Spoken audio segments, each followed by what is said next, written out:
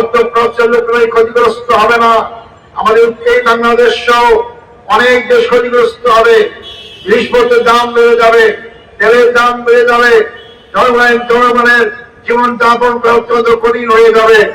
এই দুটার প্রতিবাদে আজকে আমরা ঢাকা মহানগরীতে সমাবেশ এবং বিক্ষোভ মিছিলের ডাক দিয়েছি। আপনারা অংশগ্রহণ করেছেন। আমার বক্তব্য এবং সভাপতির বক্তব্যের পরই আমি অনুরোধ করব সবাই এই বিক্ষোভ মিছিলে অংশগ্রহণ করবেন। সংগ্রামী ভাই ও বন্ধুগণ, মিডিয়ার যুগ আপনারা ইতিমধ্যেই জেনেছেন, ইরানের প্রতি অন্য অবিচার করা হয়েছে। ইরান একটি ইসলামিক গণপ্রজাতন্ত্রী দেশ। 1979 সালে ইরান শক্তির বিরুদ্ধে গণঅভ্যুত্থানের মধ্য দিয়ে ইরানের ইসলামী বিপ্লব সফল হয়। পরবর্তী সময়ে জনগণের মত দিয়ে সরকার গঠন করা হয়, কিন্তু বিদেশি কুচক্রী মহল যারা ইসলামী উত্থানকে সহ্য করতে পারে না, যারা ইসলামী উত্থানে হলে তাদের জারিগুলি সব ফাঁস হয়ে যাবে, এই বড় বড় শক্তি ইসরায়েলের মাধ্যমে ইরানকে ধ্বংস করার পায়ে তারা চালাচ্ছে। বিপ্লবের পরপরই প্রায় 80-90 জন সংসদ সদস্যকে বিল্ডিং এ বোমা মারে হত্যা করা হয়েছে। এর মধ্যে অনেকবার ইরানে হামলা করা হয়েছে, অর্থনৈতিক অবরোধ করা হয়েছে। সবকিছু করার পরেও ইরানের অগ্রযাত্রাকে কেউ থামাতে পারেনি। ইরানের জনগণ এক আল্লাহকে বিশ্বাস করে, ইসলামী অনুশাসনকে গ্রহণ করেছে। তাই তাদের বিরুদ্ধে যত বড়ই শক্তি থাক না কেন তাদেরকে দুর্বল করতে পারবে না, ধ্বংস করতে পারবে না ইনশাআল্লাহ। কেন আজকে ইসরায়েল ইরানকে ধ্বংস করার পায়ে তারা করছে? তাদের শক্তির উৎস কোথায়? কোথা থেকে তারা মদত পায়? কে তাদেরকে শক্তি যোগায়? সারা বিশ্বের মানুষ জানে। তাদের আক্রমণের মাধ্যমে মনে হয় যে আদিম যুগের সেই কথা, জোরদার মুল্লুকদার। এখন এটা আদিম যুগ না। জোরদার মুল্লুক বলে আপনি কোন দেশকে আক্রমণকে দখল করতে পারবেন না। যারা গণতন্ত্রের ফেরি করেন, যারা মানবতার ফেরি করেন, যারা জনগণের সার্বভৌমত্বের ফেরি করেন, তারা কিভাবে ন্যাক্কারজনকভাবে একটি নির্বাচিত সরকার, স্বাধীন এবং সার্বভৌম সরকার ইরানের বিরুদ্ধে ন্যাক্কারজনক হামলা করতে পারে? এই হামলা মুসলিম বিশ্বের মুসলমানদের বিরুদ্ধেই নয়, এই হামলা গণতন্ত্রের বিরুদ্ধে, এই হামলা মানবাধিকারের বিরুদ্ধে, এই হামলা মানবতার বিরুদ্ধে, এই হামলা জনগণের প্রতিষ্ঠিত সরকারের বিরুদ্ধে। তার মানে তারা জনগণের বিপক্ষে অবস্থান করছেন। এই বড় বড় শক্তিগুলো অতীতে জোরদার মূল্যক খাটিয়ে অনেক দেশ দখল করেছেন, অনেকে পাত ফেরি করে নিজের দেশে আশ্রয় পাচ্ছেন না।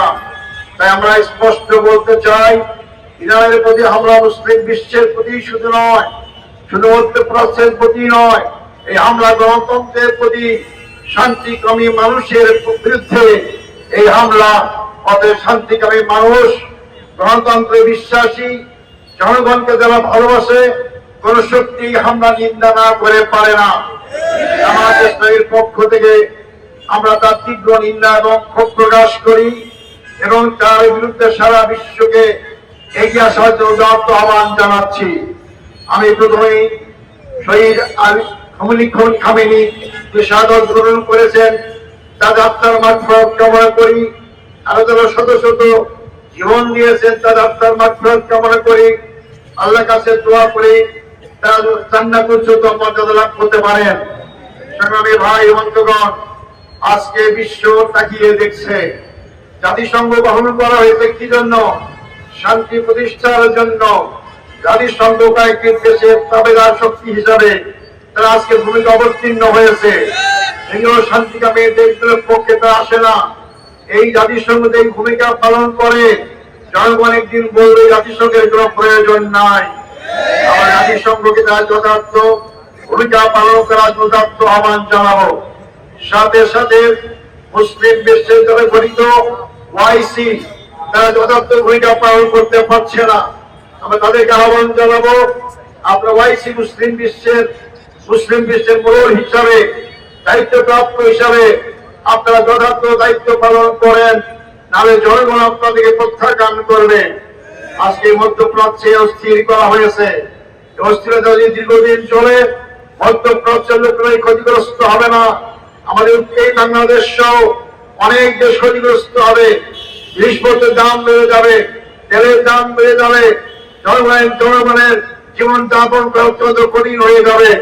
অতএব জনগণের স্বার্থে, বিশ্বের শান্তির স্বার্থে আমরা অবিলম্বে যুদ্ধ বন্ধ করার জন্য উদাত্ত আহ্বান জানাচ্ছি।